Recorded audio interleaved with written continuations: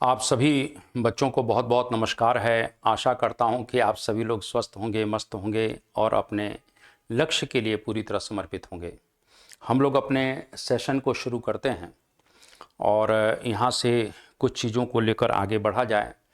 स्वाभाविक रूप से मैंने कई बार कहा है कि जो मेरी ये क्लासेज हैं वो यूजीसी नेट के लिए पूरी तरह से समर्पित हैं, लेकिन साथ में जो भी बच्चे स्टेट पीसीएस के साथ जुड़े हुए हैं या अन्य कोई प्रतियोगी परीक्षा दे रहे हैं या टीचिंग से जुड़े हुए हैं, टीजीटी पीजीटी का एग्ज़ाम दे रहे हैं, किसी भी स्टेट में कोई टीचिंग का एग्ज़ाम हो रहा है उसको दे रहे हैं, बिहार में बीपीएससी 4.0 दे रहे हैं, जो भी इस तरह का बिहार दरोगा का पेपर दे रहे हैं, तो सभी बच्चों के लिए मेरी क्लास बहुत ही सफिशियंट है। और जो लोग मुझे जानते हैं वो अच्छी तरह जानते हैं कि मेरी क्लास से बहुत से क्वेश्चन आपको मिलते भी हैं। दूसरी चीज कि थोड़ा सा आप लोगों से रिक्वेस्ट है कि क्वेश्चन भले कम हो रहे हैं लेकिन एक्सप्लेनेशन पर जरूर जाइए, क्योंकि इस बार मैंने थोड़ा सा एक्सपेरिमेंट दूसरा किया है। भले 5 क्वेश्चन कराऊंगा चलेगा, लेकिन 5 के साथ 50 बातें जो बता रहा हूं वो आपके लिए इंपॉर्टेंट है। तीसरी बात कि थोड़ा सा चैनल को कल मिला के कहीं कहीं आप लोग सब्सक्राइब करें, लोगों के साथ इसको जोड़ें, आप शेयर करें। बार बार इस बात को कहता रहता हूं, बाकी आपकी इच्छा है, क्योंकि मैं तो अपना काम बीच बीच में करता ही रहता हूं, आप लोगों से भी आशा करता हूं। और बिल्कुल क्योंकि मेरा ये मानना है कि थोड़ा सा जो भी चीज़ें हैं वो आप लोगों तक पहुँचें और ज़्यादा से ज़्यादा कुल मिला के कहीं ना कहीं आप लोगों को लाभ हो सके। तो यहाँ पर हम लोग जो है अपने हिस्ट्री के एमसीक्यू को एक बार पुनः शुरू करते हैं और यहाँ पर क्वेश्चन जो है उनको थोड़ा सा देखने का प्रयास करते हैं। देखिए, ये जो कहीं न कहीं बात कर रहे हैं, थोड़ा सा ध्यान रखिएगा कि दादा भाई नौरोजी और रमेश चंद्र दत्त, आरसी दत्त और दादा भाई नौरोजी, इन दोनों की बातें हो रही हैं। क्या ये गोखले के अनुगामी थे, ब्रिटिश संसद के सदस्य थे, भारत में अंग्रेजों की आर्थिक नीति के समालोचक थे, समाचार पत्रों के संपादक थे? तो ये थोड़ा सा ध्यान रख लेना, यहां पर सी ऑप्शन ज्यादा सही है कि भारत में अंग्रेजों की आर्थिक नीति के समालोचक हैं। ये तो बात एकदम सही है कि भारत में अंग्रेजों की आर्थिक नीति के ये समालोचक थे, इसमें कोई शक की बात नहीं है। अगर हम थोड़ा सा यहीं से अगर दादा भाई के ऊपर बात कर लेते हैं, दादा भाई नौरोजी की बात कर लेते हैं, दादा भाई नौरोजी की अगर बात कर लें तो यहां पर थोड़ा सा ध्यान रख लेना। छोटे छोटे क्वेश्चन हैं लेकिन हम लोगों को कहीं ना कहीं मिलते हैं। इनको भारत का वयोवृद्ध नेता भी कहा गया। क्या कहा गया है? भारत का वयोवृद्ध नेता भी कहा गया। पहला क्वेश्चन, इन्हें भारत की आशा भी कहा जाता है, भारत की आशा भी कहा जाता है, ये भी थोड़ा सा ध्यान रखना। इन्हें भारत का ग्लैडस्टन भी कहा जाता है। क्या कहते हैं? ग्लैडस्टन। ग्लैडस्टन इंग्लैंड के प्रधानमंत्री हुए जिन्होंने बहुत से सुधार किए हैं, तो इन्हें भारत का ग्लैडस्टन भी कहते हैं। और यहां पर क्या क्वेश्चन आप लोगों को मिल सकता है? तो इन्हें भारतीय राजनीति और अर्थशास्त्र का पिता भी कहा जाता है। तो इन्हें भारतीय राजनीति और अर्थशास्त्र का क्या कहते हैं? तो पिता भी कहते हैं। ये भी आपसे प्रश्न पूछा जा सकता है। दादा भाई नौरोजी के विषय में और थोड़ा सा हम आगे बढ़ जाते हैं तो ये 1892 में, थोड़ा सा ध्यान रखना, 1892 में इंग्लैंड के फिन्सबरी क्षेत्र से, संसदीय क्षेत्र है, यहां से लिबरल पार्टी के चुनाव पर निशान पर इस तरह से कहीं न कहीं क्या बनते हैं? तो सांसद बनते हैं, मेंबर ऑफ पार्लियामेंट। यानी पहला भारतीय जो एक तरह से हाउस ऑफ कॉमन्स यानी लोअर हाउस का मेंबर ऑफ पार्लियामेंट बना, वो है कुल मिला के यही दादा भाई नौरोजी, जो लिबरल पार्टी पर फिन्सबरी लोकसभा क्षेत्र से ये चुनकर जाते हैं। तीसरी बात, ये थोड़ा सा ध्यान रखना, 1886 में, 1893 में और 1906 में ये 3 बार कुल मिला के कांग्रेस के अध्यक्ष भी रहे। इनके साथ एक बात और जुड़ जाती है, ये पहले पारसी कांग्रेस अध्यक्ष हैं। यानी पहले पारसी कांग्रेस अध्यक्ष, ध्यान रखना, अगर आ जाता है कि पहला पारसी अध्यक्ष कौन है तो कुल मिला के दादा भाई नौरोजी हैं। यह भी प्रश्न आपसे बन सकता है। अगर 1906 की बात करें तो कांग्रेस के मन से सबसे पहले स्वराज का शंखनाद करने वाला कौन है? तो कांग्रेस के मन से सबसे पहले स्वराज का शंखनाद करने वाले भी दादा भाई नौरोजी हैं। यह भी प्रश्न आपसे बिल्कुल पूछा जा सकता है। अगर यहां पर थोड़ी सी और बात कर लेते हैं तो 1906 के कांग्रेस अधिवेशन में दादा भाई नौरोजी के पर्सनल सेक्रेटरी कौन हुआ करते थे? तो दादा भाई नौरोजी के जो पर्सनल सेक्रेटरी थे वो थे मोहम्मद अली जिन्ना। वो कौन थे? तो मोहम्मद अली जिन्ना थे। ये भी आपसे पूछा जा सकता है। तो मोहम्मद अली जिन्ना इनके पर्सनल सेक्रेटरी हुआ करते थे। इसी प्रकार से दादा भाई नौरोजी के विषय में पूछा जा सकता है कि दादा भाई नौरोजी जब इंग्लैंड में थे तो उनका पर्सनल सेक्रेटरी कौन है? तो इंग्लैंड में जो पर्सनल सेक्रेटरी है वो है मैडम भीकाजी कामा। मैडम भीकाजी कामा, ये थोड़ा सा ध्यान रखना, मैडम भीकाजी कामा इनकी पर्सनल सेक्रेटरी लंदन में हुआ करती थी। ये भी प्रश्न आपसे बिल्कुल पूछा जा सकता है। तो इतनी बातें हम लोगों को बिल्कुल मालूम होना चाहिए। अब यहां पर इतनी बातें जब आप लोगों ने जान लिया है तो हम थोड़ी सी और आगे बात करना चाहते हैं। यहीं पर दादा भाई के ऊपर ही बात कर लिया जाए, दादा भाई के ऊपर ही बात किया जा सकता है। तो धन के निष्कासन का, यानी धन निष्कासन का मतलब ड्रेन ऑफ वेल्थ, यानी धन के निष्कासन का प्रतिपादक यानी पहला व्यक्ति जो भारत में से धन के निष्कासन की चर्चा कर रहा है उसका नाम दादा भाई नौरोजी है। इन्हीं ने 1866 देख लीजिएगा कौन सी डेट है, 1866 में लंदन में ईस्ट इंडिया एसोसिएशन की स्थापना किया। ईस्ट इंडिया एसोसिएशन की स्थापना की थी। ये भी आपसे पूछा जा सकता है। इन्हीं के सुझाव पर, ध्यान रखना, इन्हीं के सुझाव पर इस तरह से भारतीय राष्ट्रीय संघ का नाम, भारतीय राष्ट्रीय संघ का नाम इस प्रकार से भारतीय राष्ट्रीय कांग्रेस कर दिया जाता है 1885 में बंबई में। यह भी आपसे पहले अधिवेशन में ही यह भी पूछा जा सकता है। इसके बाद अगर बात करते हैं तो धन के निष्कासन पर सबसे पहले जो लेख लिखा है उन्होंने 1867 में लिखा है, मई 1867 में, इंग्लैंड डेब्ट टू इंडिया। सबसे पहले अगर आता है कि इन्होंने धन के निष्कासन पर, इंग्लैंड डेब्ट टू इंडिया, धन के निष्कासन पर सबसे पहले प्रतिपादन कब किसने किया? तो यहां पर इंग्लैंड डेब्ट टू इंडिया के नाम से कुलना के 1867 में जब ईस्ट इंडिया एसोसिएशन का मीटिंग चल रही थी, सम्मेलन चल रहा था, वहां पर इंग्लैंड डेब्ट टू इंडिया नाम से पहली बार, ये ध्यान रखना, पहली बार धन के निष्कासन की चर्चा इसी कुलना के कहीं ना कहीं अपनी बुकलेट के माध्यम से किया है। ये क्वेश्चन आपसे बिल्कुल एकदम पूछा जाएगा। क्लियर है बच्चे? आगे बढ़ जाते हैं। इसके बाद यहां पर जो किताबें अब वो लिख रहे हैं तो poverty and un British rule, poverty and un British rule in India, rule in India, एक इनकी किताब ये जो पॉपुलर है, इसमें भी धन के निष्कासन की बात इन्होंने किया है कि poverty and un British rule in India, इसमें भी वो बात की करते हैं। उसके बाद the wants and means of India, the wants and, the दूसरी किताब इनकी है the wants and means of India, ये भी इनकी किताब है, the wants and means of India, ये भी इनकी किताब है। इसमें भी धन के निष्कासन की चर्चा किया है। On the commerce of India, कौन सी है? On the commerce of India, on the commerce of India, ये भी कुलना के कहने की किताब पूछी जा सकती है। ठीक है ना? तो यहां थोड़ा सा ध्यान रखना, इनकी एक समाचार पत्र भी है, वॉइस ऑफ इंडिया, ये इन्होंने कहीं ना कहीं इस प्रकार से इसका भी संपादन किया है। ये समाचार पत्र है, संपादक थे वॉइस ऑफ इंडिया।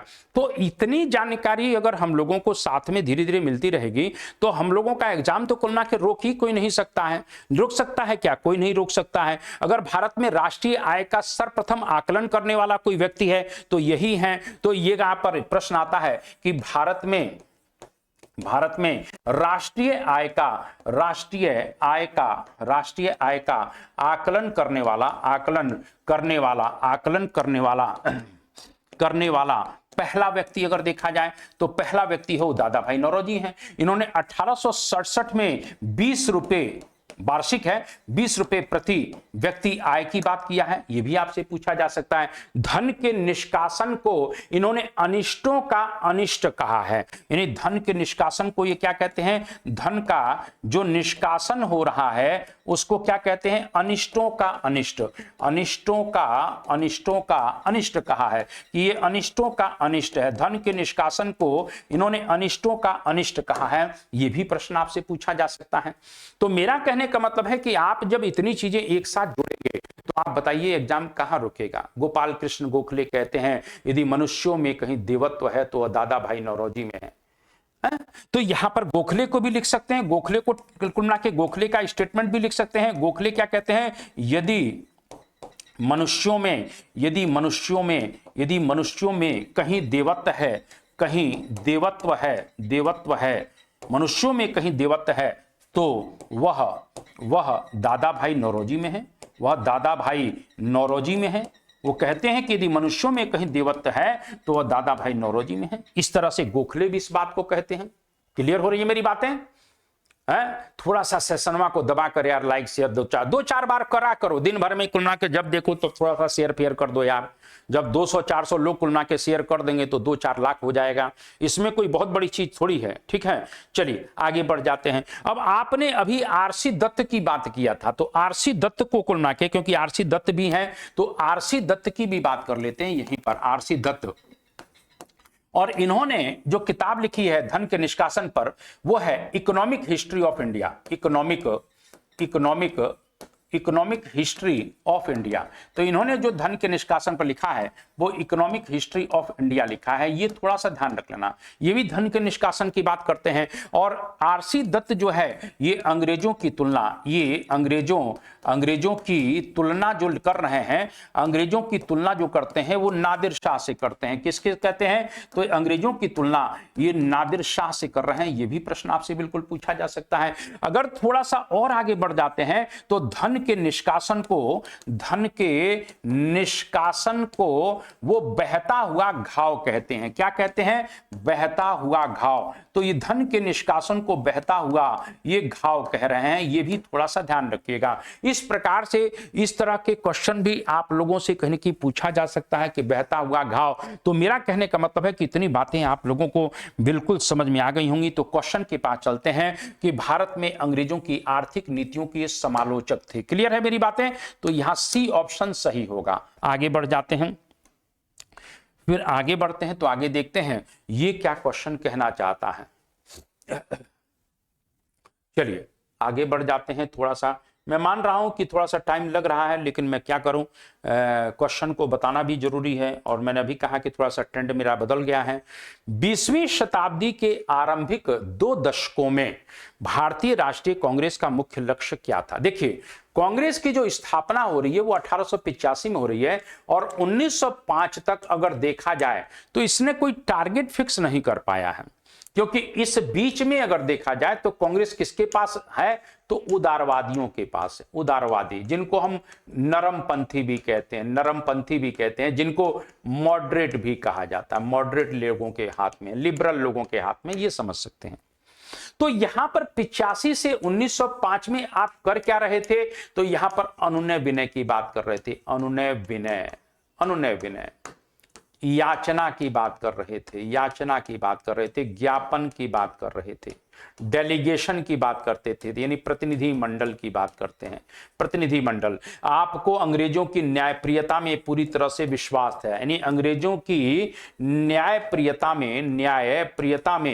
न्यायप्रियता में पूरी तरह से विश्वास है। क्योंकि इस समय के जो मॉडरेट नेता हैं, जो उदारवादी नेता हैं, जो लिबरल नेता हैं, वो कहते हैं कि अंग्रेज न्यायप्रिय कौम है, हमें अंग्रेजों की न्यायप्रियता में विश्वास है, इसलिए हम अपनी मांगों को मनवाने के लिए उनसे अनुनय विनय करेंगे, उनसे कहने के ज्ञापन देंगे, उनको एप्लीकेशन देंगे, उनको प्रतिनिधि मंडल के माध्यम से बात करेंगे। यानी ये जो शुरुआत का जो 20 वर्ष है ये पूरी तरह सहयोग के सिद्धांत पर आधारित है। सहयोग, यानी हम लोगों ने सहयोग किया, लेकिन पार्टीशन ऑफ बंगाल हो जाता है। और जब 1905 में बंगाल में का विभाजन हो गया तो यहीं से मामला गड़बड़ हो गया। 85 से 1905 के बाद जो 1905 से लेकर 1919 का जो समय आता है वो सहयोग का अब नहीं रहेगा, ये संघर्ष का समय रहेगा। ये उग्रवादियों के हाथ में अब कमला के कांग्रेस की कमान आ रही है। ये एक्सट्रीमिस्ट के लोग, ये एक्सट्रीमिस्ट के लोगों के हाथ में आ रही है, जिसमें तिलक हैं, लाला लाजपत राय हैं, इन लोगों के हाथ में। हालांकि वो कांग्रेस के मेंबर नहीं रहे 8 के बाद 7 के बाद, लेकिन ये युग उन्हीं लोगों के नाम से जाना जाता है, क्योंकि अब सहयोग की जगह संघर्ष है। और जब संघर्ष हो रहा है तो किसके लिए होगा? भाई आप पढ़ रहे हैं तो आपका कोई टारगेट होगा कि नहीं होगा? इसी प्रकार से अगर संघर्ष होगा तो कहीं ना कहीं क्या होगा? तो संघर्ष होगा तो कोई लक्ष्य होगा। तो लक्ष्य क्या हो गया? वो स्वराज हो गया। क्योंकि आपको मालूम होना चाहिए कि 1906 के कलकत्ता अधिवेशन में कुल मिला के दादा भाई नौरोजी की अध्यक्षता में अब स्वराज का लक्ष्य बन जाता है। यानी एक प्रकार से शुरुआत 20वीं शताब्दी के आरंभिक 2 दशकों की बात कर रहे हैं, यानी 1920 तक, ये मान लीजिए 1920 तक, 20वीं शताब्दी गया ना, तो 1920 तक आपका लक्ष्य जो है स्वराज है।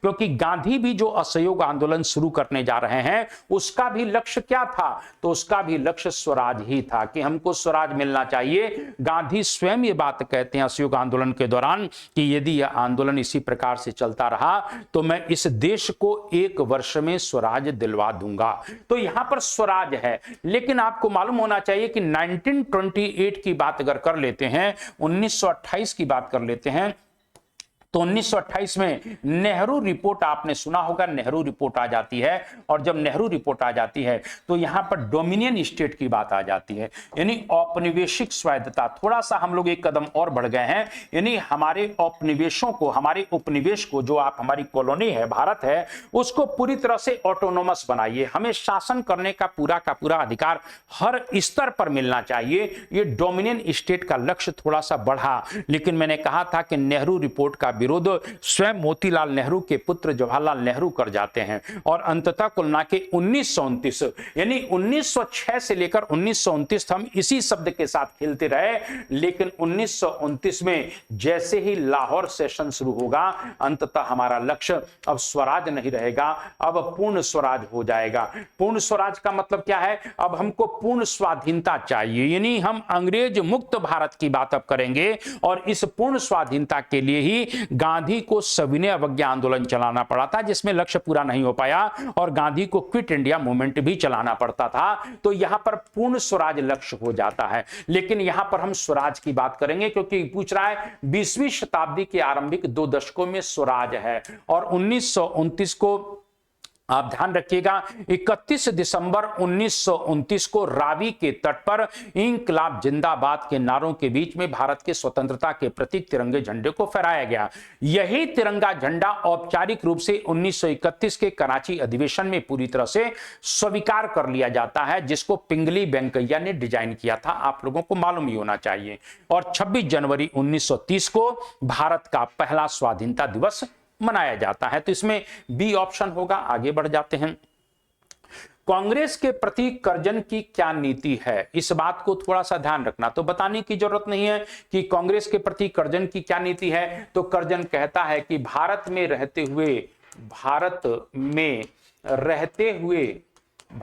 रहते हुए मेरी अंतिम इच्छा है। अंतिम इच्छा क्या है? कि कांग्रेस को शांतिपूर्वक मरने में सहयोग दे सकूं।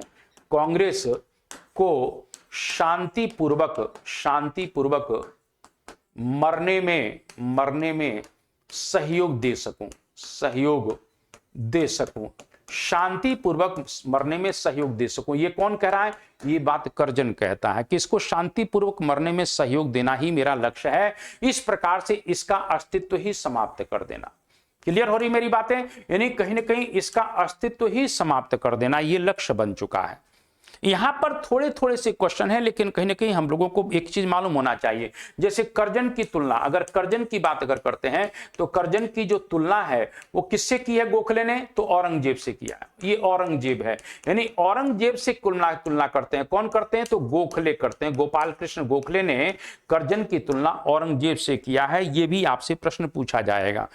भारत का कौन सा गवर्नर जनरल है जो कहता है कि मैं अगर रिटायरमेंट होना होगा तो मैं कलकत्ता का मेयर बनना पसंद करूंगा? क्या बनना पसंद करूंगा? तो कलकत्ता का मेयर बनना पसंद करूंगा। तो ये कलकत्ता का मेयर भी बनना चाहता है। तो कर्जन के शासनकाल को, इसके शासनकाल को ये ध्यान रखना, भूलों का काल, भूल मतलब गलतियों का काल भी कहा जाता है और आयोगों का काल कहा जाता है, क्योंकि इसके शासनकाल में बड़े पैमाने पर कहीं ना कहीं आयोगों का गठन किया जाता है। यह भी आपसे बिल्कुल पूछा जाएगा कि इसके शासनकाल में बहुत से आयोग बने। जब मैं अगला क्लास कभी पढ़ाऊंगा तो इसके विषय में बता दूंगा। जैसे मान के चलिए कर्जन के समय में जो अकाल बनते हैं वैसे डायरेक्ट बता देता हूं। तो यहां पर रैमजे मैकडोनाल्ड,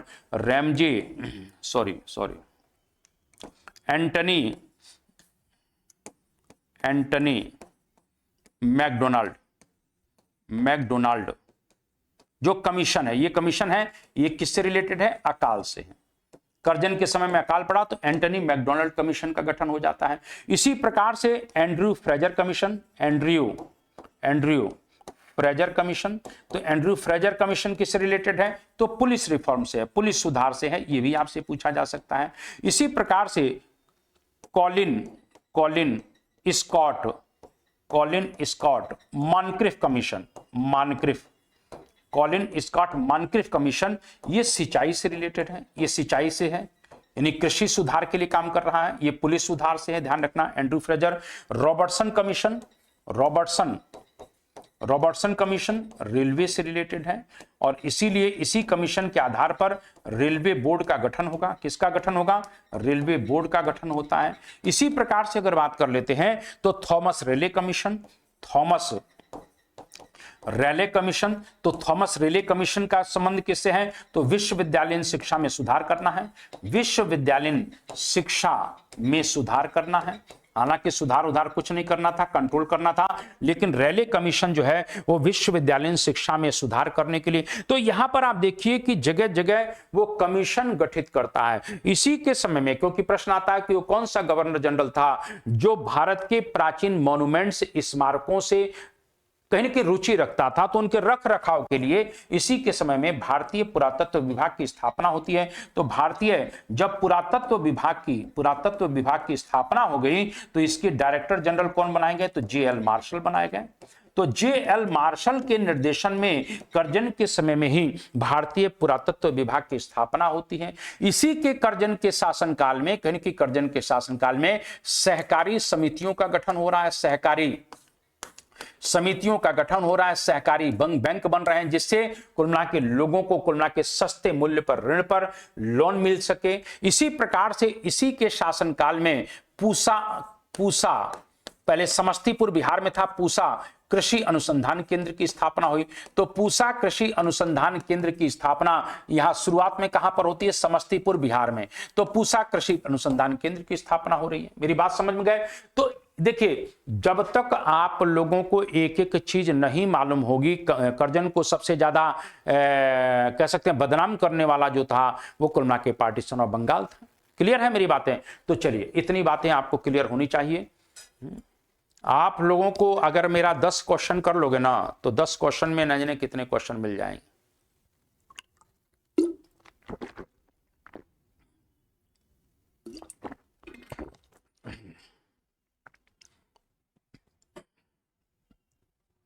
चलिए आगे बढ़ जाते हैं।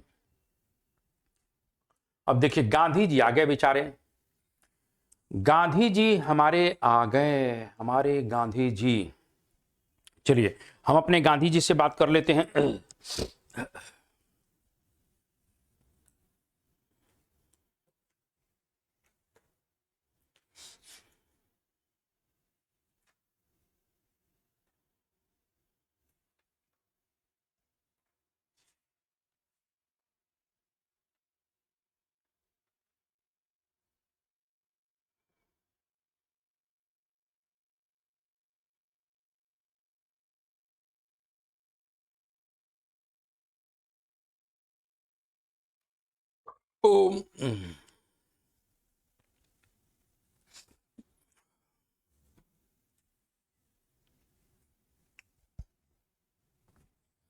साउथ अफ्रीका में गांधी जी का प्रवास, तो आप वैसे भी देख सकते हैं कि 1893 से 1914 यानी 20 या 21 वर्ष आप कर सकते हैं, 20 या 21 वर्ष, ये हमारे गांधी जी।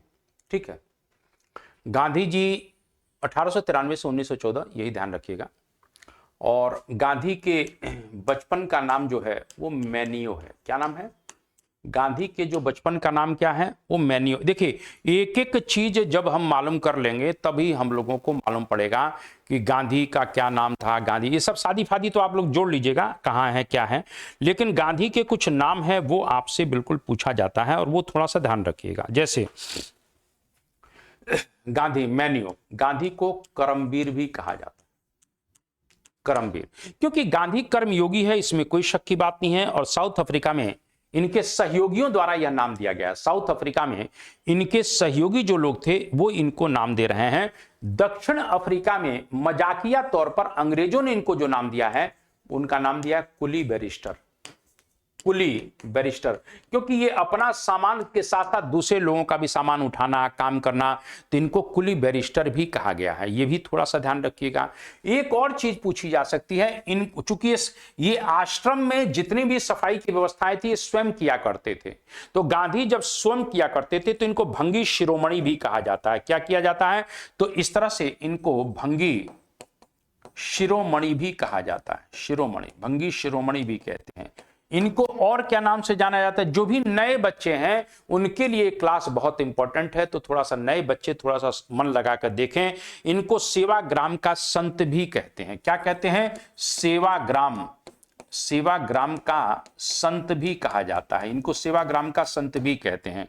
फिर इनको कहा जाता है चंपारण सत्याग्रह की सफलता के पश्चात इनको महात्मा कह दिया गया। चंपारण की सफलता के पश्चात फिर इनको, जब गांधी भारत में आते हैं तो गांव में जा जाकर लोगों से कहते हैं कि अपना एक बच्चा कुल मिला के देश के लिए समर्पित करो, यानी सेना में भर्ती करो, हम ब्रिटिश सरकार का सहयोग कर रहे हैं, इसीलिए इनको सेना में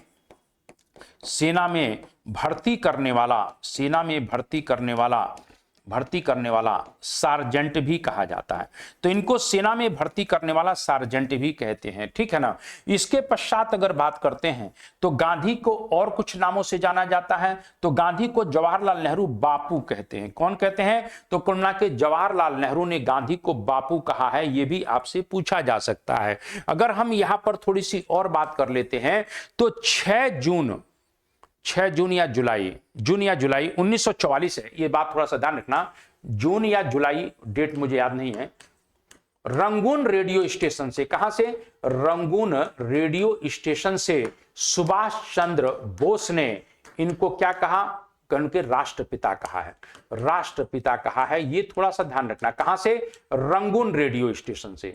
रंगून, 6 जुलाई 1944 को रंगून रेडियो स्टेशन से इनको राष्ट्रपिता कहा है, यह भी आपसे बिल्कुल पूछा जा सकता है। इसी प्रकार से मैंने अभी कहा कि फ्रैंक मोरिस, जब ये कहीं ना कहीं फ्रैंक मोरिस कौन है? ये वही फ्रैंक मोरिस है जब गांधी सेंट जेम्स पैलेस की सीढ़ियां चढ़ रहे थे सेकंड राउंड टेबल कॉन्फ्रेंस में भाग लेने के लिए, तब वहीं पर एक अंग्रेज खड़ा है फ्रैंक मोरिस, और वो कहता है कि गांधी के, यानी इस अर्धनंगे फकीर के सेंट जेम्स पैलेस की सीढ़ियां चढ़ने का दृश्य अपने आप में अद्भुत है। तो फ्रैंक मोरिस ने इनको अर्धनंगा फकीर कहा है। क्या कहा है? अर्धनंगा फकीर कहा है। यहां तक विंस्टन चर्चिल की बात है, जो ब्रिटेन का प्रधानमंत्री है, जो गांधी के बहुत बड़े आलोचक भी हुए, वो कुल मिला के नंगा फकीर भी कहते हैं, नंगा फकीर भी कहते हैं। इनको देशद्रोही फकीर भी चर्चिल नहीं कहा है, देशद्रोही फकीर, इनको देशद्रोही फकीर भी चर्चिल कहता है। तो इस प्रकार से बहुत से नाम जो है गांधी के साथ जुड़े हुए हैं, वो आपसे पूछा जा सकता है। उत्तर पश्चिम के कबायलियों ने, यानी खान अब्दुल गफ्फार खां के जो पठान लोग थे, वो कुल मिला के गांधी को क्या कहते थे? तो गांधी को इन्हीं उत्तर पश्चिम सीमा प्रांत के जो कबायली थे वो इनको क्या कहते हैं? तो इनको मलंग बाबा कहते हैं। क्या कहते हैं? मलंग बाबा। तो इनको मलंग बाबा कहते हैं, ये भी थोड़ा सा ध्यान रखना, इनको मलंग बाबा कहते हैं। अगर हम यहां पर थोड़ी सी बात को और समझने का प्रयास करें तो जब आप देखते हैं कि कलकत्ता में जब 16 अगस्त 1946 को डायरेक्ट एक्शन डे के पश्चात जब बड़े पैमाने पर कुल मिला के दंगे हो गए और कत्लेआम भयानक होने लगा, तो गांधी जो है नोआखली और कलकत्ता का दौरा करते हैं और दंगों को रोकने का प्रयास करते हैं। तब यहां पर लॉर्ड माउंटबेटन ने, किसने? लॉर्ड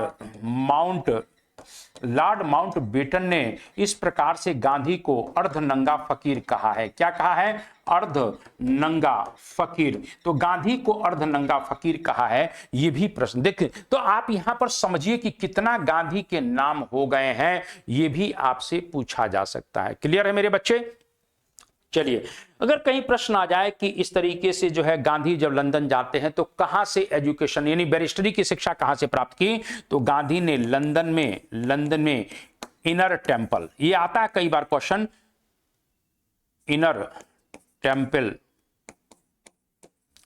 टेम्पल महाविद्यालय से, यानी एक प्रकार से क्वेश्चन आ चुका है कि गांधी ने बैरिस्टरी की शिक्षा लंदन में कहां से ली थी? तो इनर टेम्पल महाविद्यालय से कुल मिला के उन्होंने बैरिस्टरी की शिक्षा प्राप्त की।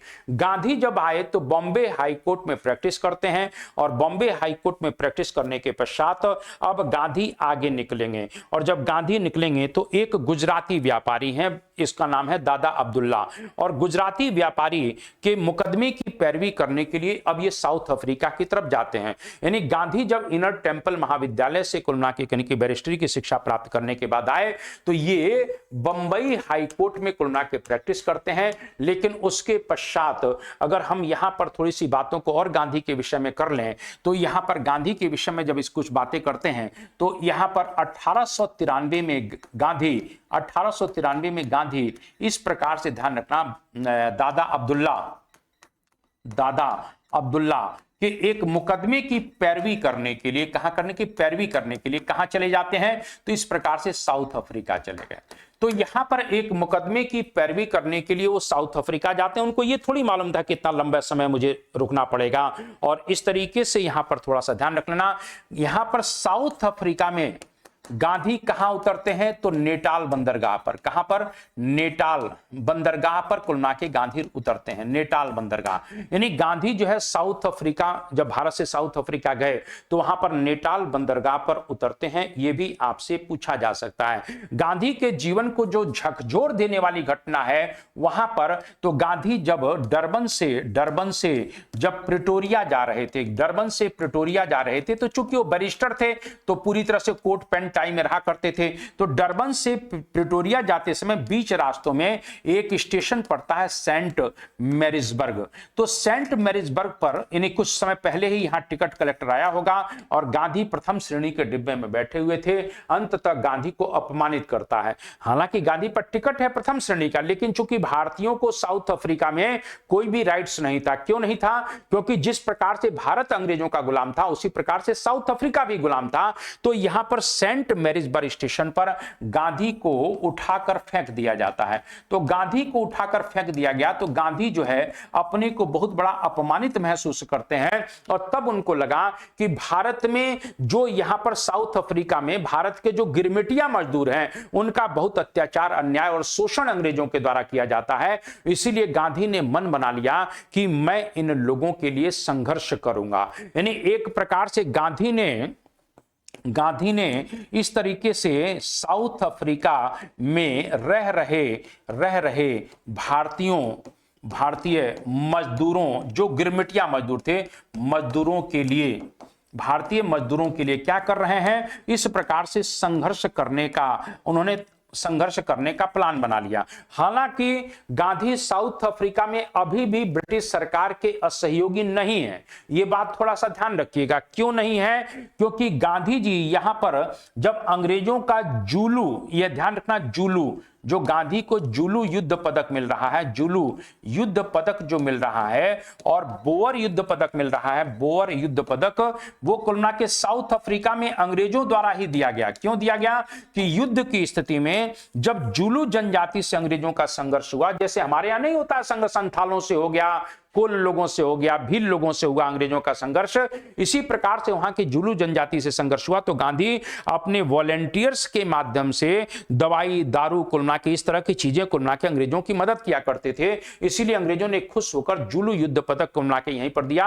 और बोअर लोगों से भी, जो वहां के स्थानीय जो बोअर लोग थे, उनसे भी संघर्ष होता है अंग्रेजों का, उसमें भी इन्होंने अंग्रेजों की मदद की हर तरह से। तो इस प्रकार से इनको 2 पदक मिलते हैं, एक जुलू युद्ध पदक मिलता है और बोअर युद्ध पदक मिलता है। यह भी आपसे पूछा जा सकता है। क्लियर है? आगे बढ़ जाते हैं। 1894 में, इस बात को ध्यान रखना, 1894 में गांधी नेटाल इंडियन कांग्रेस की स्थापना करते हैं। नेटाल इंडियन कांग्रेस की स्थापना करते हैं। यह भी आपसे बिल्कुल पूछा जा सकता है कि गांधी ने इस प्रकार से 1894 में नेटाल इंडियन कांग्रेस की स्थापना की। यह भी आपसे पूछा जा सकता है। अब गांधी धीरे धीरे जब गिरमिटिया मजदूरों के लिए संघर्ष कर रहे हैं, तो गिरमिटिया मजदूरों के समर्थन में जब संघर्ष कर रहे हैं, तो गांधी के वॉलंटियर्स धीरे धीरे बढ़ने लगे। और गांधी के जब वॉलंटियर्स धीरे धीरे बढ़ने लगे, तो उसके पश्चात अंततः गांधी इस तरीके से 2 जो है वहां पर एक तरह से वहां पर गांधी इस प्रकार से 2 जो है आश्रम बनवाते हैं। तो प्रश्न आता है 1904 में गांधी का पहला आश्रम कौन सा है? तो गांधी का पहला आश्रम कहां पर? साउथ अफ्रीका में, वो है फिनिक्स फार्म। ये आता है क्वेश्चन। तो ये फिनिक्स फार्म की स्थापना करते हैं गांधी, ये ध्यान रख लेना। उसके बाद गांधी जो है दूसरा आश्रम भी बनाते हैं 1910 में, 1910 में बनाते हैं, और वो है टॉलस्टॉय फार्म। कौन सा है? Tolstoy Farm. ये जो है टॉलस्टॉय जो थे वो रशियन फिलोसोफर थे, रशियन दार्शनिक थे, जिनके विचारों से गांधी बहुत ज्यादा प्रभावित थे, क्योंकि इनका मानना था कि हर मनुष्य के हृदय में ईश्वर का वास होता है। और ये बात गांधी भी कहते हैं कि व्यक्ति बुरा नहीं है, उसके अंदर जो बुराई है वो घुस चुकी है। उस बुराई को समाप्त तभी किया जा सकता है क्योंकि हर व्यक्ति के अंदर ईश्वर का वास है। उसको जब हम जगाएंगे तो बुराई से ऑटोमेटिक वो व्यक्ति दूर हो जाएगा। तो इसीलिए गांधी हृदय परिवर्तन की जो बात करते हैं वो यहीं से है, टॉलस्टॉय के कुल के कहने की थ्योरी से लिया गया है। तो 1910 में टॉलस्टॉय फर्म की स्थापना करते हैं। अब यहां पर थोड़ा सा ध्यान रखना, जो टॉलस्टॉय फर्म जो है गांधी स्थापित करते हैं, इसमें एक जर्मन शिल्पकार की बात आती है। जर्मन शिल्पकार जो है उनका रोल बहुत बड़ा है, जिनका नाम था कॉलिन बॉक। क्या नाम है? कॉलिन बाक। ये कॉलिन बाक जो है, नौ है, ध्यान रखना, कॉलिन बाक। ये जो कॉलिन बाक हैं, इन्होंने अपनी जमीन दिया, पैसा रुपया दिया, और अंततः कुल के गांधी के अभिन्न मित्र बन गए थे। इस प्रकार से उन्होंने टॉलस्टॉय फर्म की स्थापना किया है। ये भी आपसे बिल्कुल पूछा जाएगा। अब गांधी 1906 में यहां पर सत्याग्रह कर रहे हैं, ध्यान रखना। यानी गांधी ने साउथ अफ्रीका में जो पहला सत्याग्रह किया है, पहला सत्याग्रह किया, वो कुल के कहने की कब किया? 1906 में, 1906 में किया है। ये थोड़ा सा ध्यान रखना कि गांधी ने पहला जो सत्याग्रह किया है वो 1906 में किया है। गांधी कुछ अमेरिकी फिलोसोफरों से भी प्रभावित हैं, जैसे हेनरी डेविड थोरो। तो ये गांधी जो है प्रभावित किन लोगों से है? तो अमेरिकी फिलोसोफर है हेनरी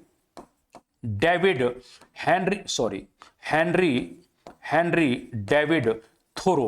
हेनरी डेविड थोरो से कुल के प्रभावित हैं, और इनसे गांधी ने सिविल डिसओबीडियंट यानी सविनय अवज्ञा की प्रेरणा ली। सविनय अवज्ञा की जो प्रेरणा गांधी की है वो कुल के हेनरी डेविड थोरो से प्रभावित है। ये भी प्रश्न आपसे पूछा जा सकता है, ये भी प्रश्न आपसे पूछा जा सकता है, ठीक है ना। इसके बाद एक अमेरिकन फिलोसोफर और हुए कुल के, उनका नाम था जॉन रस्किन। क्या नाम था? जॉन रस्किन से भी ये प्रभावित हैं। कौन? कहने की गांधी जी। और जॉन रस्किन से जो इनकी किताब है अनटू दिस लास्ट, ये ध्यान रखना। यानी एक प्रकार से जो जॉन रस्किन से ये अहिंसा के विचार प्राप्त करते हैं, यानी गांधी जॉन रस्किन के अहिंसा के विचारों से प्रभावित हैं।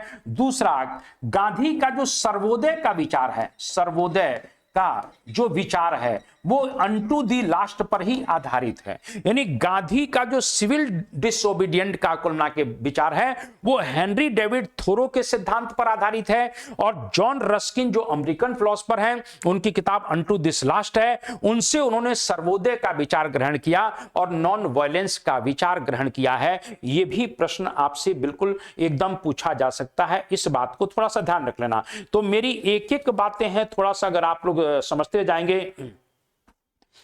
इसके बाद वो रशियन फिलोसफर की बात कर लेते हैं। तो द किंगडम ऑफ गॉड,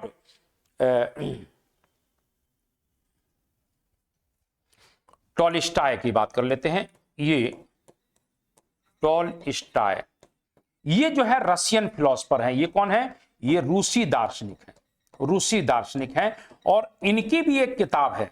देखिए, मैं इतने कंटेंट आपको दे दूंगा ना कि आप लोग पचा नहीं पाएंगे, लेकिन बस आप लोगों की एक ड्यूटी रहती है यार, वो ड्यूटी आप लोग नहीं करते हैं। पता नहीं क्यों नहीं करते हैं, मुझसे नाराज रहते हैं, किस लिए नाराज रहते हैं मुझे समझ में नहीं आ पाता है।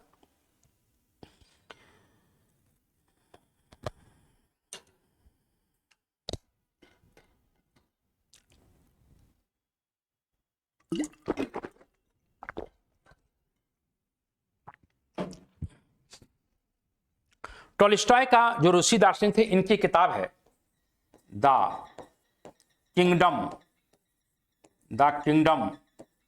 Of God is with in you, यानी वो ये कह रहे हैं कि हर मनुष्य के अंदर, यानी हर तुम्हारे अंदर कुल मिला के कहने की ईश्वर का वास है।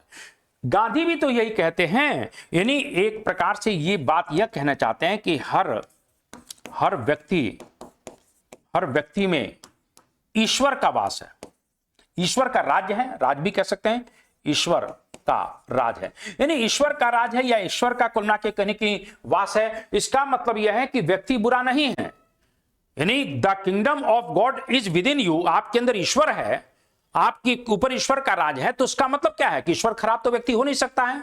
तो ईश्वर खराब व्यक्ति नहीं, तो गांधी यही कहते हैं कि व्यक्ति के अंदर बुराई थोड़ी है, व्यक्ति के अंदर बुराई, व्यक्ति थोड़ी बुरा है, क्योंकि तो ईश्वर का कुल मिला के रूप है। तो ईश्वर का जो रूप है, तो उस बुराई को दूर करके व्यक्ति को कुल मिला के कहीं की ठीक किया जा सकता है। यानी व्यक्ति के हृदय में ईश्वर का वास है, यानी कि कुल मिला के कहीं की व्यक्ति का हृदय परिवर्तन करो, यानी बुराई से नफरत करो, उस व्यक्ति से नफरत मत करो। ये कुल मिला के टॉलस्टॉय, हेनरी डेविड और जॉन रस्किन, ये बहुत इंपॉर्टेंट है, गांधी के जीवन को प्रभावित किया है। और इसीलिए 1906 में गांधी ने अपना पहला सत्याग्रह वहां पर किया है। ये भी आपसे बिल्कुल पूछा जा सकता है, ठीक है ना। अब देखिए, 1906 में जब गांधी कुल मिला के कहीं की सत्याग्रह कर रहे हैं, तो यहां पर प्रश्न फिर बनेगा, तो किसके लिए? तो पहला रजिस्ट्रेशन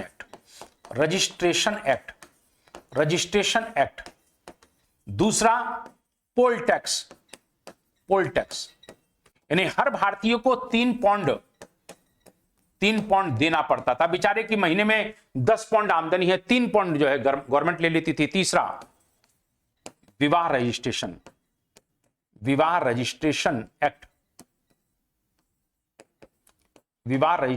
एक्ट, यानी इस प्रकार से कुल मिला के ध्यान रखिएगा, विवाह रजिस्ट्रेशन। अब ये क्या है? रजिस्ट्रेशन एक्ट क्या है? जैसे मानकर चलिए हर व्यक्ति जो भारतीय है, जो गिरमिटिया मजदूर है, उसको क्या करना पड़ता था कि अपने अंगूठा लगा हुआ एक कुल मिला के चिन्ह लेकर जेब में चलना पड़ता था। एशियाई रजिस्ट्रेशन एक्ट इसको कहते हैं। और उसके लिए, उसको बनवाने के लिए सरकार को पैसा देना पड़ता था, और सरकार आपकी जांच करती थी, बार बार जांच करती थी।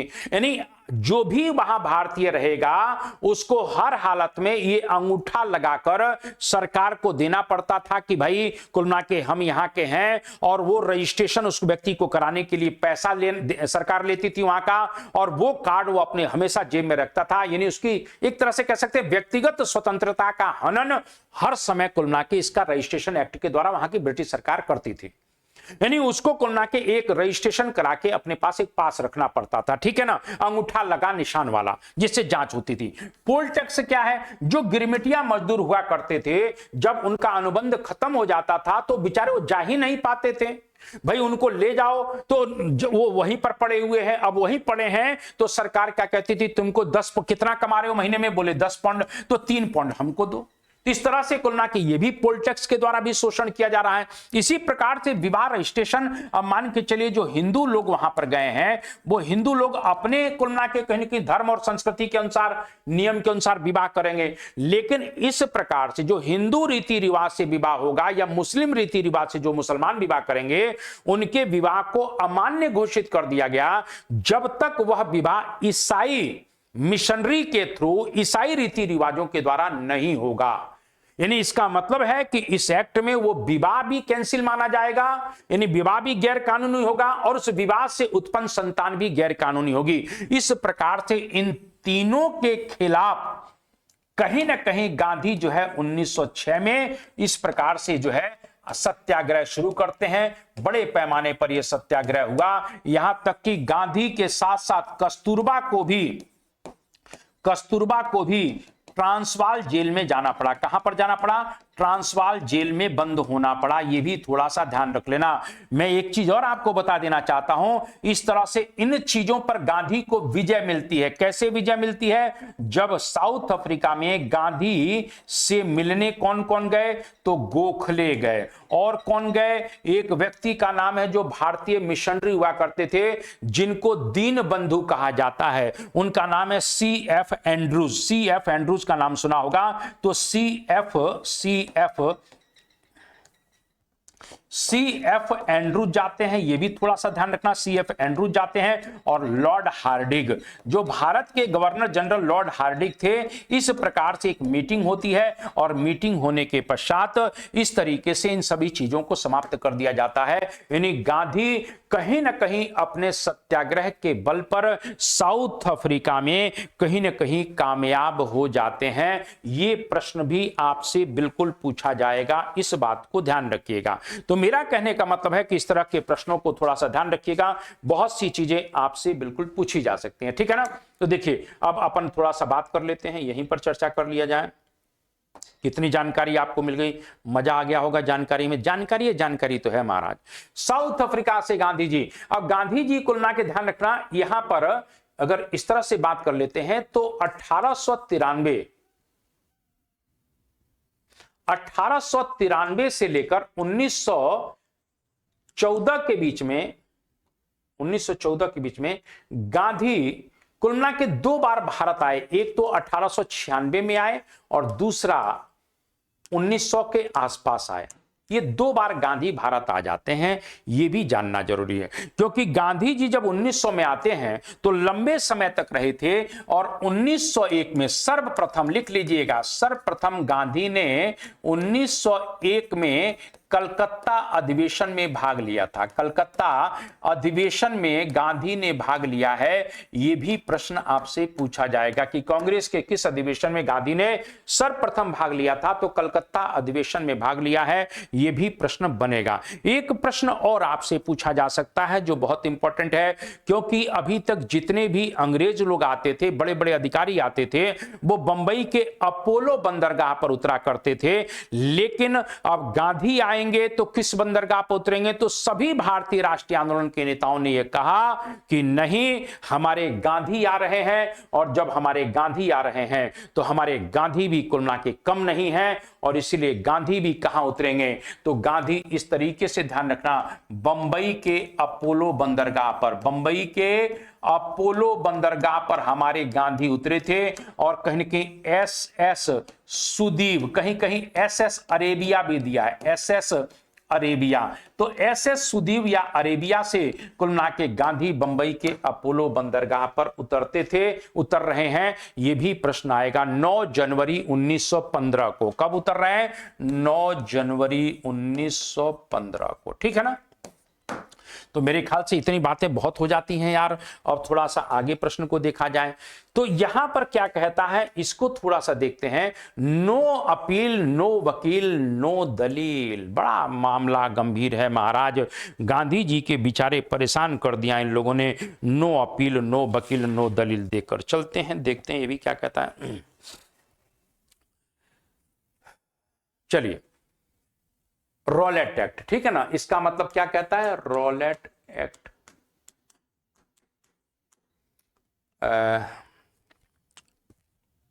अराजक और क्रांतिकारी अपराध अधिनियम, इसका नाम क्या है? अराजक और क्रांतिकारी अपराध अधिनियम 1919। क्योंकि अराजक और क्रांतिकारी अपराध अधिनियम 1919 जो है, इस अधिनियम को बनाने में न्यायाधीश सिडनी रॉलेट का सबसे बड़ा रोल है। इसीलिए इस एक्ट को रॉलेट एक्ट 1919 भी कह दिया जाता है। इस बात को ध्यान रखना। इस एक्ट में जो सबसे बुरी बात थी वो यह थी कि किसी भी व्यक्ति को संदेह के आधार पर गिरफ्तार करके जेल में डाला जा सकता है। यानी किसी भी व्यक्ति पर संदेह हो जाएगा, उठाकर कुल के जेल में ठोक दोगे। तो इससे तो गांधी को भी चिंता हो गई। गांधी के जो रीजनल मूवमेंट है, थोड़ा सा समझते जाइएगा, क्योंकि बहुत सी चीजें गलती हो। देखिए, जानते हम सब है, लेकिन छोटी छोटी गलतियां हम करते हैं। जैसे गांधी के विषय में अगर ये बात पूछ रहा है, तो गांधी का जो पहला रीजनल मूवमेंट है वो तो कुल के चंपारण है। फिर उसके बाद गांधी खेड़ा में, अहमदाबाद टेक्सटाइल लेबर में आते हैं, फिर खेड़ा में आते हैं। तो 3 तो रीजनल मूवमेंट है। लेकिन गांधी का अखिल भारतीय मूवमेंट कौन सा है? अगर यहीं पर प्रश्न आता है कि गांधी का पहला अखिल भारतीय का मतलब है अब पूरे भारत में कुल मिला के इस प्रकार का, हालांकि भारत में नहीं फैल पाया, लेकिन फिर भी अखिल भारतीय मूवमेंट पहला कौन सा था? तो वो था रॉलेट एक्ट का विरोध करना। गांधी ने कहा कि इस एक्ट का विरोध होना चाहिए, और इसीलिए गांधी ने इस आंदोलन को शुरू किया 6 अप्रैल 1919 को। यहां पर गांधी ने देशव्यापी हड़ताल का आयोजन किया। तो जब गांधी देशव्यापी हड़ताल का आयोजन कर रहे हैं, तो इसी रॉलेट एक्ट के समय में पंजाब और दिल्ली में इसका बहुत बड़ा प्रभाव देखने को मिलता है।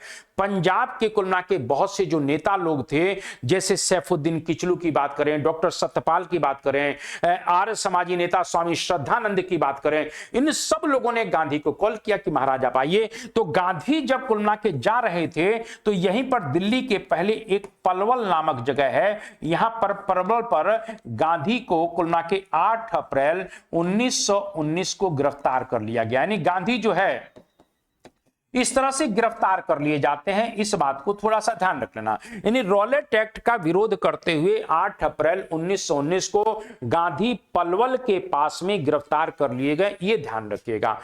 इसका प्रभाव कुलना के पंजाब में बहुत तेजी से पड़ा। अब वहां के जो स्थानीय नेता थे, डॉक्टर सैफुद्दीन किचलू, डॉक्टर सत्यपाल, वो सड़कों पर आ गए। बड़े पैमाने पर कुलना के हुजूम उनके पीछे चल पड़ा। तो अंततः यहां याद रखते जाइएगा, 9 अप्रैल 1919 को डॉक्टर सैफुद्दीन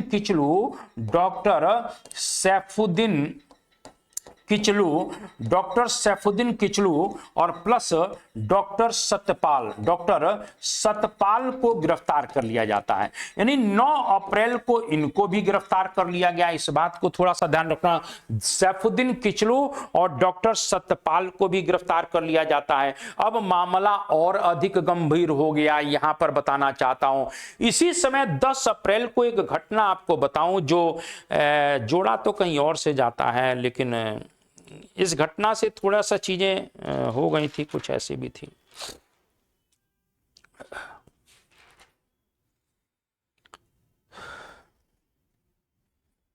दस अप्रैल 1919 को एक घटना होती है, और वो एक महिला ईसाई मिशनरी है। इस बात को थोड़ा सा ध्यान रखना, जिसका नाम है Miss Marcella Sherwood. Miss Marcella Sherwood. ऐसा कहा जाता है कि जलियांवाला बाग हत्याकांड में मारी गई थी, लेकिन ऐसा नहीं हुआ। 10 अप्रैल 1919 को मिस मार्सेला शेरवुड, जो एक ईसाई मिशनरी हैं, कुछ लोगों ने इनके ऊपर हमला कर दिया, जिसके कारण से वो घायल हो जाते हैं। यानी समझते जाइए, रॉलेट एक्ट आ गया, किसी भी व्यक्ति को संदेह होने पर गिरफ्तार करके उसे जेल में डाला जाएगा। इस प्रकार से नो अपील, नो वकील, नो दलील का नारा, यानी कुलना के ना तो उस व्यक्ति को अपील का अधिकार होगा, ना दलील का अधिकार होगा। इस प्रकार से इसे काला कानून भी कहा जाता है। काला कानून भी कहा जाता है। गांधी जी ने 6 अप्रैल 1919 को इसके खिलाफ देशव्यापी हड़ताल का आयोजन कर दिया है। गांधी को 8 अप्रैल 1919 को गिरफ्तार कर लिया जाता है। 9 अप्रैल को पंजाब के 2 लोकप्रिय नेता सैफुद्दीन किचलू और डॉक्टर सत्यपाल को भी गिरफ्तार कर लिया गया। इससे भीड़ और ज्यादा उत्तेजित वहां हो गई पंजाब में। 10 अप्रैल 1919 को मिस मार्सेला शेरवुड नामक एक ईसाई मिशनरी के ऊपर हमला हो जाता है। हालांकि बचाने वाले भी भारतीय ही थे और इस तरीके से उनको हॉस्पिटलाइज किया जाता है, जिसके कारण से पंजाब का गवर्नर डायर और अधिक उत्तेजित हो गया और अधिक नाराज हो गया। और 10 अप्रैल को जब यह घटना हुई तो अमृतसर का जो प्रशासक था आर डायर, वो तत्काल कुल मिला के कहीं ना कहीं अमृतसर में ही पहुंच गया जहां पर यह घटना हुई थी। और जब आर डायर वहां पर पहुंच जाता है तो इस तरीके से वहां के बहुत से लोगों को पकड़ता है और कह सकते हैं कि क्रॉलिंग ऑर्डर, यानी कुल मिला के घुटनों के बल और इस तरह से रेंगने के आदेश देता है। यानी जो भी अमृतसर में इस प्रकार से पकड़ा गया उसको क्या किया, रेंगने का आदेश। यानी इस प्रकार से ध्यान रखना, अमृतसर का जो प्रशासक है उसका नाम है आर डायर। ये ध्यान रखना, इसे अमृतसर का कसाई भी कहते हैं। अमृतसर का कसाई, ओ डायर नहीं है, आर डायर है। अमृतसर का इसको कसाई भी कहा जाता है, इसे अमृतसर का कसाई कहते हैं। और इसने क्या किया, एक क्रॉलिंग ऑर्डर निकाल दिया। क्रॉलिंग ऑर्डर मतलब आप जितने भी भारतीय पकड़े जाएंगे उनको सड़क पर घुटने के बल रेंगने का आदेश दिया जाएगा, क्रॉलिंग ऑर्डर। अब ये जो घटनाएं हो रही थी आप समझ सकते हैं, क्रॉलिंग ऑर्डर, इन्हीं घटनाओं के कारण भारत के लोग और अधिक उत्तेजित हो रहे थे। हालांकि इसमें बड़ा प्रयास किया गया कि हिंदू मुस्लिम एकता को बचाया जाए, हिंदू मुस्लिम एकता के माध्यम से काम को किया जाए, लेकिन कुछ क्षेत्रों में दंगे भी यहां पर देखने को मिलते हैं। हालांकि पंजाब और दिल्ली में ऐसा नहीं देखने को मिला, क्योंकि इसका उदाहरण है इसी रॉलेट एक्ट के समय में स्वामी श्रद्धानंद को, स्वामी यहां पर और आगे लिख लेते हैं, इसी रॉलेट एक्ट के समय में, यहां पर रॉलेट एक्ट के समय में अगर देखते हैं, रॉलेट एक्ट के समय में अगर देखते हैं तो यहां पर क्या होता है, क्या नाम है, आर्य समाजी नेता, आर्य समाजी नेता स्वामी श्रद्धानंद को इस प्रकार से, स्वामी श्रद्धानंद को मुसलमान जो थे, मुसलमानों ने दिल्ली की जामा मस्जिद से भाषण देने के लिए आमंत्रित किया। यानी हिंदू मुस्लिम एकता को बनाए रखने के लिए रॉलेट एक्ट के समय में पक्के आर्य समाजी नेता स्वामी श्रद्धानंद, जिनकी मुसलमानों ने बाद में हत्या कर दी थी सैयद राशिद अली ने, वो एक अलग मैटर है, लेकिन इस समय दिल्ली की जामा मस्जिद से भाषण देने के लिए इनको आमंत्रित किया जाता है। दूसरी अगर बात करते हैं तो पंजाब के जो मुस्लिम नेता थे, ये सैफुद्दीन किचलू की बात करते हैं, तो सैफुद्दीन किचलू को वहां के सिखों ने क्या किया कि इस प्रकार से अमृतसर के गोल्डन टेंपल की चाबियां दे दी। यानी अमृतसर के गोल्डन टेंपल की चाबियां दे दी जाती हैं। यानी एक प्रकार से माहौल क्या है, इस तरह से मैं ये कहना चाहता हूं कि कहीं ना कहीं अगर देखा जाए तो हिंदू मुस्लिम एकता को बचाने का भी एक बहुत बड़ा उपाय किया जाता है। इस तरह के क्वेश्चन आपसे बिल्कुल पूछे जाते हैं, लेकिन कुल मिला के फिर भी कुल मिला के बहुत बड़े पैमाने पर हिंसा हुई, बहुत ज्यादा लोग वायलेंट हो गए, और जब बहुत ज्यादा वायलेंट हो जाते हैं तो उसी वायलेंट में आप जानते हैं कि 13 अप्रैल 1919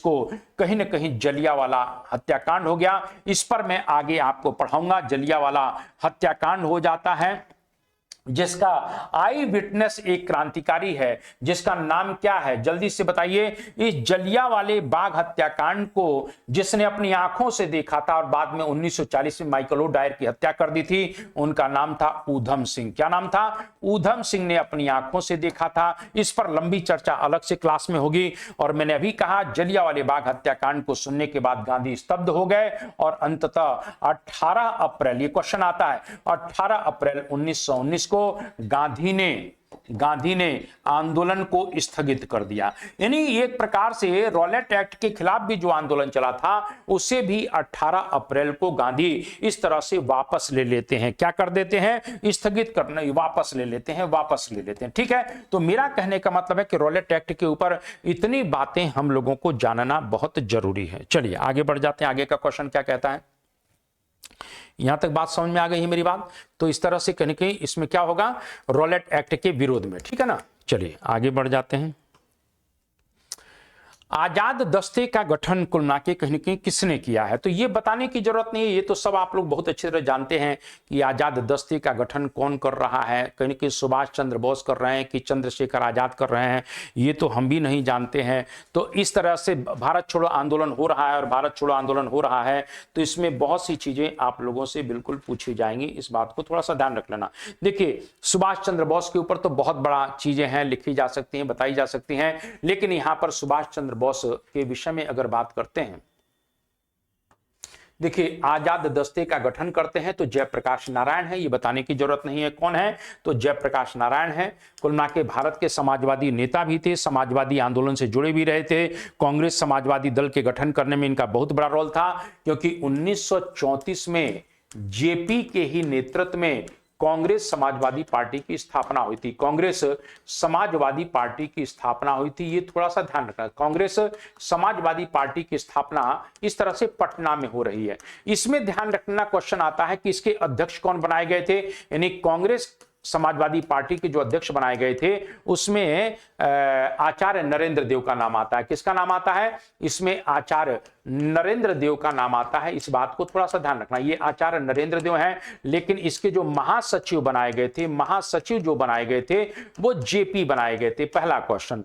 दूसरी बात अगर यहीं पर बात कर लेते हैं, कांग्रेस समाजवादी पार्टी बन गई है, कांग्रेस के अंदर ही रहकर समाजवादी विचारधारा को फैलाना इसका लक्ष्य था, लेकिन इसमें समाजवादी विचारधारा में लोगों में और कौन थे? तो इस प्रकार से मीनू मसानी का नाम आता है, मीनू मसानी का नाम आता है, अच्युत पटवर्धन का नाम आता है, अच्युत पटवर्धन का भी नाम आता है, ये भी थोड़ा सा ध्यान रख लेना।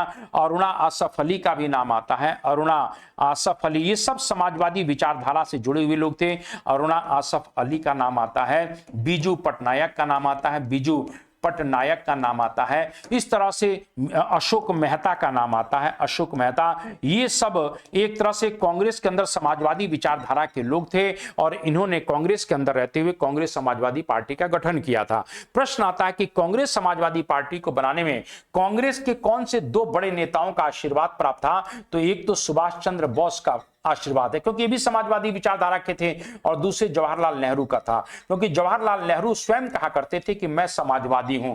जवाहरलाल नेहरू क्या कहते थे? कि मैं समाजवादी हूं। इस प्रकार से राजा महाराजाओं की व्यवस्था में मुझे विश्वास नहीं है। जवाहरलाल नेहरू स्वयं कहते थे कि मैं एक समाजवादी हूं और राजा महाराजाओं की व्यवस्था में मुझे बिल्कुल भी विश्वास नहीं है। तो इस तरह की बात कुल मिला के कहने के ये भी कहा करते थे। अगर हम यहां पर थोड़ी सी बातों को समझने का और प्रयास करें, देखिए कांग्रेस समाजवादी जितने भी नेता थे, इनका सबसे बड़ा रोल जो है भारत छोड़ो आंदोलन में रहा है, क्योंकि भारत छोड़ो आंदोलन के समय में सभी बड़े नेताओं को गिरफ्तार कर लिया गया, तो यही लोग तो कुल के भाग ले रहे थे। राम मनोहर लोहिया का नाम भूल गया, तो राम मनोहर लोहिया जैसे लोग हैं। तो यहां पर ध्यान रखना कि इसी समय भारत छोड़ो आंदोलन जब चल रहा था तो ये जयप्रकाश नारायण कहां पर बंद है? तो हजारीबाग जेल में बंद है। कहां पर है? हजारीबाग, इस समय झारखंड में पड़ता है।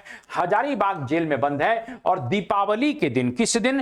तो दीपावली के दिन अपने साथियों के साथ, जिसमें बैकुंठ शुक्ल का नाम आता है, इस तरीके से अपने साथियों के साथ ये हजारीबाग सेंट्रल जेल की दीवारों को फांदकर क्रॉस करके निकल भागते हैं, और निकल भागने के पश्चात ये नेपाल में पहुंच जाते हैं, और नेपाल में बकरी का टापू, बकरी का टापू में आजाद दस्ते का निर्माण करते हैं। इस आजाद दस्ते का लक्ष्य था किसी तरह से कुल मिला के अंग्रेजी व्यवस्था को भंग करना, तोड़फोड़ करना, आगजनी करना, लेकिन हत्या नहीं करना। हत्या करना लक्ष्य नहीं था, एक प्रकार से प्रशासनिक व्यवस्था को अव्यवस्थित करना। इस आजाद दस्ते का गठन है। जयप्रकाश नारायण ने स्वयं अपनी एक बहुत इंपॉर्टेंट किताब लिखी है और उसका नाम है वाय सोशलिज्म, यानी समाजवाद ही क्यों। क्या लिखा है? समाजवाद ही क्यों। यह भी आपसे प्रश्न बिल्कुल पूछा जा सकता है कि वाय सोशलिज्म। तो मेरे ख्याल से कहीं ना कहीं इस प्रकार की चीजें भी आप लोगों को कहीं ना कहीं मालूम हो जाना चाहिए। अगर हम बात कर लेते हैं करुणा के सुभाष, देखिए किताबें सब पर आएंगी, किताबें आपसे बिल्कुल पूछी जाती हैं, ध्यान रखना। जैसे मैंने अभी एक बार बताया था, पता नहीं नोट किया है कि नहीं किया आप लोगों ने, जैसे सुभाष चंद्र बोस की किताबें बहुत हैं, सुभाष चंद्र बोस पर किताबें पूछी जा सकती हैं, जैसे the Indian struggle, Indian struggle, ये इनकी बहुत इंपॉर्टेंट किताब है। सुभाष चंद्र बोस की जो इंपॉर्टेंट किताब है द इंडियन स्ट्रगल है, ड्रीम्स ऑफ ए यूथ है, ड्रीम्स ऑफ ए यूथ है, आजाद हिंद भी लिखा है इन्होंने, आजाद हिंद भी लिखा है, ड्रीम्स ऑफ ए यूथ है, ड्रीम्स ऑफ ए यूथ है, ड्रीम्स ऑफ ए यूथ है, ये भी आपसे पूछा जा सकता है। तो द इंडियन स्ट्रगल इनकी किताब है, आजाद हिंद इनकी किताब है, the youth dreams of A youth है, एन इंडियन पिलग्रिम्स, ये ध्यान रखना, एन इंडियन पिलग्रिम, ये इनकी अधूरी आत्मकथा है, एन इंडियन पिलग्रिम्स, पिलग्रिम्स तीर्थयात्री, ये जो आत्मकथा है ये अधूरी है, क्योंकि इनकी डेथ ही अचानक हो गई, तो इस प्रकार से ये अधूरी आत्मकथा है, ये थोड़ा सा ध्यान रखना। तो ये भी आपसे पूछा जा सकता है।